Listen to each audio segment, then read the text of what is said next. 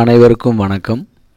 நம்மளுடைய modern survey இன் Tamil YouTube சேனலில் நம்ம மிக முக்கியமான டாப்பிக்களை நம்ம ப்ராப்பராக அதுக்கு உண்டான ப்ரூஃபோடு நம்ம வீடியோ அப்லோட் பண்ணிட்டே இருக்கோம். ஸோ அந்த வகையில் பார்த்தீங்க அப்படின்னா நம்ம யூடியூப் சேனலில் உள்ள மிக ஒரு முக்கியமான ஒரு ப்ளஸ் என்ன அப்படின்னா, கமெண்ட்டில் ஒருத்தவங்க கேள்வி கேட்டாங்கன்னா அதுக்கு உண்டான ப்ராப்பராக நம்ம வீடியோ அப்லோட் பண்ணுவோம். கமெண்ட்டில் வாட்ஸ்அப்பில் என்கிட்ட ஃபோன் பண்ணி பேசுகிறவங்க எல்லாருக்குமே நம்ம ப்ராப்பராக ரிப்ளை பண்ணுறோம். அது என்கிட்ட அந்த பேசுனவங்களுக்கு டவுட்டை கிளியர் பண்ணவங்களுக்கு தெரியும். இது என்னன்னு பார்த்தீங்க அப்படின்னா, ரீசெண்டாக எல்லாருமே பல புது புது கேள்விகள்லாம் என்கிட்ட கேட்குறாங்க.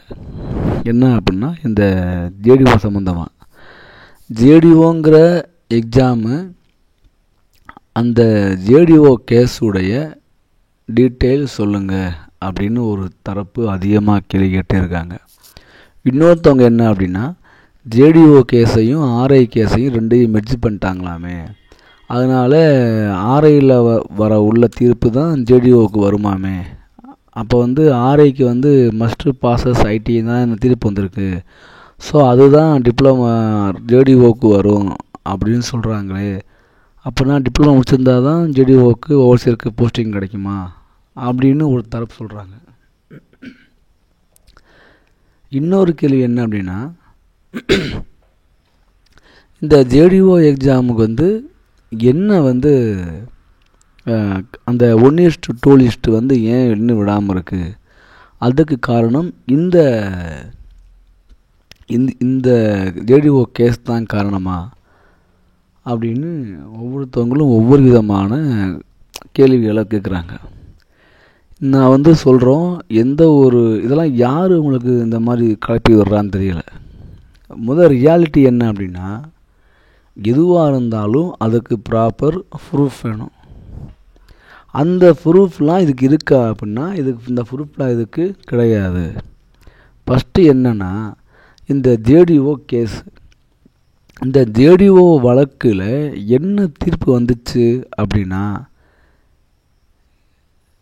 டிப்ளமோ ஐடிஐ பி இது இந்த டிப்ளமோ ஐடிஐ விட்டுரும், டிப்ளமோ பி எல்லாத்துக்கும் ஜேடிஓ போஸ்ட்டு ஓவர்சீர் போஸ்ட்டுக்கு அங்கே எலிஜிபிள் அப்படின்னு கோர்ட்டு தீர்ப்பு விட்டுருச்சு. அந்த தீர்ப்பை கொடுத்தது யார் அப்படின்னா, ஐடிஐக்கு ரோடு இன்ஸ்பெக்டருக்கு ஐடிஐ மஸ்ட்டுன்னு சொல்லி தீர்ப்பு கொடுத்த நீதிபதி திரு ஜிஆர் சுவாமிநாதன் அவர்கள் தான் ஜேடிஓ வழக்குலையும் தீர்ப்பு கொடுத்துருக்காரு. ஸோ ஜேடிஓ வழக்கு ஏன் போடப்பட்டுச்சு அப்படின்னா, டிப்ளமோ முடிச்சிருந்தா மஸ்ட்டு பாசஸ் டிப்ளமோன்னு ஒரு வார்த்தை இருக்குது. அதனால் டிப்ளமோ நீங்கள் பிஇ கொடுங்க, ஆனால் டிப்ளமோ முடித்து பிஇ முடித்த ஆளுக்கு தான் கொடுக்கணும். டைரெக்டாக பிஇ முடித்தவங்களுக்கு இந்த ஜேடிஓ ஓவர்சீஸ் போஸ்ட்டு கொடுக்கக்கூடாது அப்படின்னு வழக்கு போடுறாங்க. வழக்கு போடுறது அவங்க இஷ்டம் போட்டிருக்காங்க. அந்த வழக்கு ஜட்ஜ்மெண்ட்டு தான் இப்போ நீங்கள் ஸ்க்ரீனில் பார்க்குறது. இதில் நம்ம ஏற்கனவே வீடியோ போட்டிருக்கோம். அவர் என்ன சொல்லிட்டார் ஜட்ஜு, ப்ராப்பராக அவர் சொல்லி லாஸ்ட்டில் பார்த்தீங்கன்னா அவர் ஆர்டர் போட்டிருப்பார். அந்த ஆர்டர் படி என்ன அப்படின்னா, இந்த வழக்கு தள்ளுபடி பண்ணப்படுது, கேஸ் டிஸ்மிஸ் பண்ணப்படுது. ஏன் அப்படின்னா, டிப்ளமோ சிவிலுக்கு பிஇ சிவில் படித்தவங்களும் டிப்ளமோ சிவில் தகுதியுள்ள ஒரு வேலைக்கு பிஇ சிவில் முடித்தவங்களும் அப்ளை பண்ணிக்கலாம் அப்படின்னு தான் இந்த ஜட்ஜ்மெண்ட்டில் சொல்லியிருக்கார் அவர். அதனால் இது லாஸ்ட் வரி தான், this writ petition stands dismissed. இந்த வழக்கை அவர் தள்ளுபடி பண்ணுறாரு. ஸோ இந்த வழக்கை தள்ளுபடி பண்ண இந்த தீர்ப்பை கொடுத்தவர் யார் அப்படின்னா, திரு நீதிபதி ஜிஆர் சுவாமிநாதன் ஐயா அவர்கள். இவர் யார் அப்படின்னா, இவர் தான் ரோடு இன்ஸ்பெக்டருக்கு தீர்ப்பு கொடுத்தவர். ரோடு இன்ஸ்பெக்டருக்கு ஐடிஐ கண்டிப்பாக முடிச்சிருக்கணும், மஸ்ட்டு பாசஸ் ஐடிஐன்றும் போது அவர் தான் ஐடிஐக்கு தீர்ப்பு விடுறாரு. ஐடிஐ சிவில் டிராஃப்ட்மேன்ஷிப் முடிக்காதவங்களுக்கு நீங்கள் ரோடு இன்ஸ்பெக்டர் தரக்கூடாது அப்படின்னு ஒரு தீர்ப்பை வெளியிடுறாரு. அப்போ அவருக்கு தெரியாதா, ஒரு ஜட்ஜ்மெண்ட்டை வந்து ரோடு இன்ஸ்பெக்டருக்கு வந்து மஸ்ட் பாசஸ்ன்னு ஐடிஐன்னு இருக்கும்போது அதே மாதிரி தான் ஜேடிஓக்கும் மஸ்ட் பாசஸ்ன்னு இருக்கும்போது இதுக்கு ஒரு மாதிரி தீர்ப்பு அதுக்கு ஒரு மாதிரி தீர்ப்பு வேறு ஜட்ஜினாலும் பரவாயில்ல, ஒரே ஜட்ஜி தான் கொடுத்துருக்காரு. அப்போ அவர் வந்து ப்ராப்பரான ப்ரூஃப் எல்லாமே கொடுத்துருப்பாரு. ஸோ அவருடைய ஜேடிஓ அவருடைய வாதப்படி சுவாமிநாதன் ஐயா அவங்க தீர்ப்புப்படி ஜேடிஓ வந்து டிப்ளமோ பிஇ எல்லாருமே எலிஜிபிள் அப்படின்னு தீர்ப்பு வந்துருச்சு. அந்த தீர்ப்பு வெளிவந்தது எப்போ அப்படின்னா 1/6. இப்போ ஒன்று மட்டும் நல்லா ஞாபகம் வச்சுக்கோங்க, இந்த தீர்ப்பை எதிர்த்து தான் திரும்ப இந்த தீர்ப்பினால் பாதிக்கப்பட்டவங்க அப்பீல் போயிருக்காங்க. அந்த அப்பீல் இன்னும் ஹியரிங்க்கு வரவே இல்லை. நம்ம ரோடு இன்ஸ்பெக்டர் மாதிரி பெண்டிங்காகவே இருக்குது. ஸோ ஹியரிங்கே இன்னும் வராத ஒரு கேஸுக்கு எப்படி வந்து இவங்க வந்து இதுக்கு வந்து டிப்ளமோ தான் செல்லும், டிப்ளமோ முடிச்சிருக்கணும் அப்படின்னு சொல்கிறாங்க. அதனால் யாரும் அது எனக்கு புரியலை. ஹியரிங்கே இன்னும் வரலையே, ரோடு இன்ஸ்பெக்டர் கேஸே இன்னும் ஹியரிங் வரல. அது நமக்கே அந்த ரோடு இன்ஸ்பெக்டர் கேஸு எந்த மாதிரி ஆங்கிளில் போகும்னு தெரியலை. அப்படி இருக்கும்போது இந்த ஜேடிஓ கேஸில் தெளிவாக சொல்லியிருக்காங்க இன்னும் ஹியரிங்கே வரல. அப்போ இந்த வழக்கு எந்த ஆங்கிளில் போகுன்னு யாருக்கும் தெரியாது. அதனால் இந்த ஜேடிஓ வழக்கை பற்றி யாரும் திங்க் பண்ணாதீங்க. எதுவாக இருந்தாலும் அந்த ஹியரிங்க்கு வரட்டும், அப்போ நம்ம பார்த்துக்கலாம். ஸோ அது வரைக்கும் அதை பற்றி யாரும் ஒரி பண்ணவும் தேவையில்லை, நீங்கள் ஃப்ரீயாக இருங்க. அடுத்து என்னென்னா, இந்த ரோடு இன்ஸ்பெக்டர் வழக்கையும் ஜேடிஓ வழக்கும் மெர்ஜ் பண்ணிட்டாங்களா அப்படின்னா ஆமாம் மெர்ஜ் பண்ணிட்டாங்க, அது உண்மை தான். அதனால் இப்போ என்ன வரப்போகுது, எல்லாருமே நினைக்கிறாங்க சார் ரோடு இன்ஸ்பெக்டர் வழக்கையுமே ரோடு இன்ஸ்பெக்டர் கேஸையும் ஆர்ஐ கேஸையும் ஒன்றா இது பண்ணிட்டாங்களாமே, அதனால் என்ன சார், சரி அதனால் என்ன ஆகப்போகுதுங்கிறேன். அதனால் யாருக்கு என்ன பாதிப்பு, யாருக்கும் ஒரு பாதிப்பும் கிடையாது. ரோடு இன்ஸ்பெக்டருடைய கேஸையும் ஜேடிஓ கேஸையும் வந்து ரெண்டையும் லிங்க் பண்ணிட்டாங்கன்னா அதனால் வந்து ரோடு இன்ஸ்பெக்டர் தீர்ப்பு தான் ஜேடிஓவுக்கு வரும்னு அப்படின்னு அவசியம் யாருக்கு கிடையாது.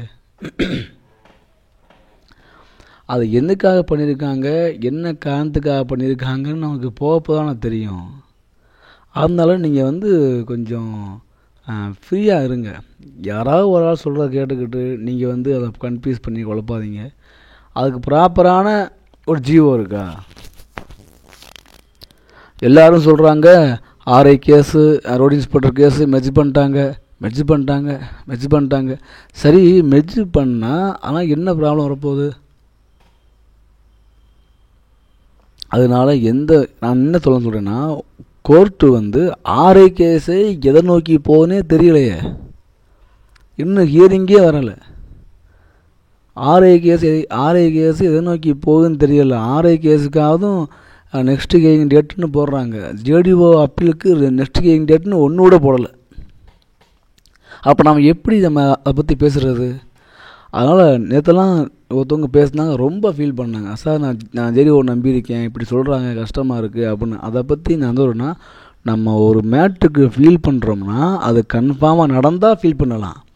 நடக்காமல் ஒரு டவுட்லேயே இருக்குது, இது நடக்குமானே தெரியல, அப்போ நம்மளுக்கு ஃபீல் பண்ணணும் தேவையில்லாமல்.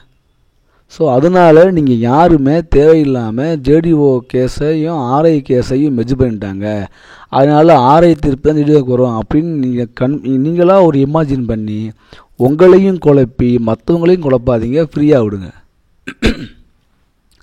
அடுத்து என்ன அப்படின்னா, இந்த ஜேடிஓவுடைய 1:2 உடைய லிஸ்ட்டு அது எப்போ வரும்? இங்கே பாருங்கள், டிஎன்பிஎஸ்சியை பற்றி உங்கள் எல்லாருக்குமே தெரியும். அவங்க எந்த ஒரு டீட்டெயிலுமே வந்து அவங்க வாயில் சொல்கிறது ஒரு ஃபோனில் நீங்கள் கால் பண்ணி கேட்டிங்கன்னா அந்த ஆன்சருக்கும் அதே மாதிரி பண்ணுறாங்களான்னா அதுக்கும் ரொம்ப டிஃப்ரென்ஸ் இருக்கும். அப்படி இருக்கிற சூழ்நிலையில் ஜேடிஓ லிஸ்ட்டு வந்து அதுவாக வெளியே வந்தால் தான் டிஎன்பிஎஸ்சி மூலமாக டிஎன்பிஎஸ்சி லாகின்ல டிஎன்பிஎஸ்சி வெப்சைட்டில் டிஸ்பிளே ஆனால் தான் அது நடக்கும்.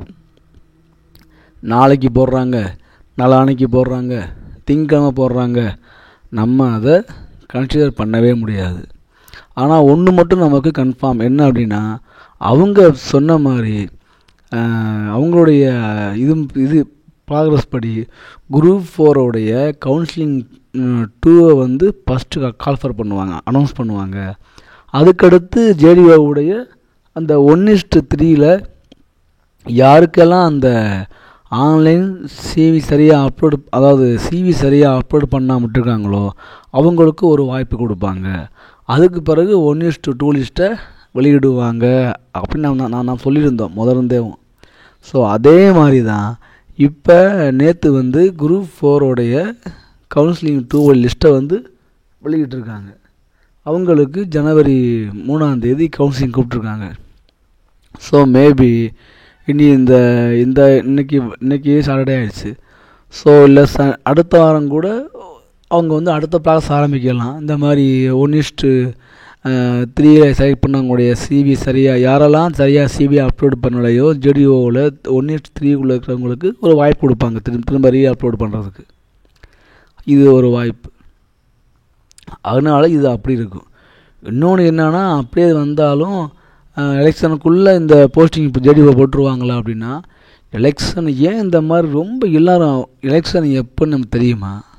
எலெக்ஷனு மார்ச் மாதம் வருதோ ஏப்ரல் மேலே வருதோன்னு தெரியாது. எலெக்ஷன் கால்ஃபர் பண்ணால் தான் எந்த விதமான போஸ்டிங்கும் போடக்கூடாது. எலெக்ஷன் எப்போ அனௌன்ஸ் பண்ணுவாங்கன்னு தெரியலையே. ஸோ நீங்கள் வந்து என்னென்னா ரொம்ப எக்ஸ்ட்ரா திங்க் பண்ணி உங்களையும் கஷ்டப்படுத்தி மற்றவங்களையும் கஷ்டப்படுத்தாதீங்க. ஒருத்தர் யார் என்ன சொன்னாலோ நீங்கள் ஃபஸ்ட்டு அதுக்கு என்ன ப்ரூஃப் இருக்குன்னு கேளுங்க. அது ஆதரவு வேணும்ல. அப்படியே வந்து ஆர்ஐ தீர்ப்பை வந்து ஜேடிஓ தீர்ப்பை ஆர்ஐ தீர்ப்பு தான் ஜேடிஓவுக்கு வரும்னு சொன்னால் அதுக்கு என்ன ப்ரூஃப் இருக்குது? ஜேடிஓ கேஸ்னால தான் ஆர்ஐ கேஸ் ஜேடிஓ கேஸ்னால தான் ஜேடிஓ 1:2 வெளியே வராமல் இருக்குது அப்படின்றதுக்கு என்ன ப்ரூஃப் இருக்குது? நான் அப்புறம் சொல்கிறேன், ஜேடிஓ கேஸு வேறு, ஆர்ஐ கேஸு வேறு. ரெண்டு எங்கே லிங்க் ஆகுதுன்னா அந்த மஸ்ட் ப்ராசஸில். அது மஸ்ட் ப்ராசஸ் ஐடிஐ, இது மஸ்ட் ப்ராசஸ் டிப்ளமோ. ஆனால் இந்த ஸ்பெஷல் ரோல்ஸும் அந்த ஸ்பெஷல் ரோல்ஸும் ஒன்றா ஒத்து போதானா? இல்லை. ஏன் அப்படின்னா டெக்னிக்கல் குவாலிஃபிகேஷன் வேறு, ஐடிஐ வந்து டெக்னிக்கல் குவாலிஃபிகேஷன் இல்லை. அது வந்து ஸ்கில் ட்ரைனிங் ப்ரோக்ராமில் வரும். அது ஸ்கில் ட்ரைனிங் அது வந்து ஐடிஐங்கிறது டெக்னிக்கல் குவாலிஃபிகேஷனுக்குள்ளே வந்து இன்க்ளூட் ஆகாது. அப்போ இதை வந்து எந்த மாதிரி வந்து இவங்க கொண்டு போகிறாங்க அப்படின்னா, அவங்க ஏதாவது ஒன்று குழப்பி விட்டு அவங்க ஏதாவது ஒன்று சொல்லணும் அப்படின்னு ஒன்று சொல்லி விட்றாங்க. அதை பார்த்து எல்லாருமே ஃபீல் பண்ணி அவங்களும் கஷ்டப்படுத்தி மற்றவங்க கஷ்டப்படுறாங்க. ஸோ அதனால் நீங்கள் யாரும் தேவையில்லாமல் இந்த ஜேடிஓ மெட்டில் உட்காந்து ஃபீல் பண்ணாதீங்க. ஸோ ஜேடிஓவோட ஜட்ஜ்மெண்ட்டு தான் இப்போ நீங்கள் இது ஏற்கனவே நிறைய நம்ம நெட்டில் போட்டு நம்ம அலசினது தான் இந்த ஜட்ஜ்மெண்ட்லாம். ஸோ ஜேடிஓங்கிற ஒரு போஸ்டிங்க்கு ஆர்ஐ கேஸு தான் அப்பப்போ ஜேடிஓ கேஸும் ஆர்ஐ கேஸும் ஒன்றா கிடையாது. ஜேடிஓவுக்காதும் சிவி ரிசல்ட்டு விட்டாங்க, சிவி செலக்ட் பண்ண லிஸ்ட்டை 1:3 லிஸ்ட்டு விட்டாங்க. ஆனால் ஆர்ஐக்கு இன்னும் ரிசல்ட்டே வரல.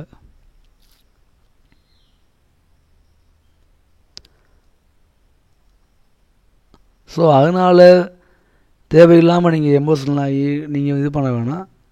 ரியாலிட்டி அதுவும் நடந்தால் நான் பார்க்கலாம். வேறு எந்த விதமான டவுட்டும் வேணாம் அதில். ஸோ ஜேடிஓவுடைய கேஸினுடைய நிலவரம் இதுதான். ஸோ கண்டிப்பாக 1:2 லிஸ்ட்டு அவங்க வெளியிடுறதுக்கு முன்னால் திரும்ப ஆன்லைன் சிவி அப்லோடு பண்ணுறவங்களுக்கு ஒரு வாய்ப்பை கொடுப்பாங்க டிஎன்பிஎஸ்சி. இதுதான் ப்ரொசீஜர். அவங்க என்ன பண்ணுறாங்க நான் வெயிட் பண்ணி பார்க்கலாம். அதனால் நீங்கள் வந்து ரொம்ப ஓவராக திங்க் பண்ணி இது பண்ணாதீங்க. வேறு ஒரு கஷ்டமும் கிடையாது. ஸோ ஜூனியர் டிராஃப்டிங் ஆஃபீஸருக்கு வந்து டிப்ளமோ கண்டிப்பாக முடிச்சிருக்கணுமா? அப்போ நான் டேரக்ட் பிஇ சார் எனக்கு எலிஜிபிள் இல்லையா அப்படின்னா அதை பற்றி எந்த விதமான அப்ரூவல் இன்னும் வெளியே வரவே இல்லை. அது யாருக்கும் தெரியாது. அது என்ன நிலைமையில் இருக்குன்னு அது டிஎன்பிஎஸ்சிக்கு தெரியாது, கோர்ட்டுக்கும் தெரியாது. கோர்ட்டில் இன்னும் அந்த கேஸு வழக்கு வந்தால் தான் அது எந்த மாதிரி ஹியரிங் போகுதுன்னு அப்போதே அவங்களுக்கே தெரியும்.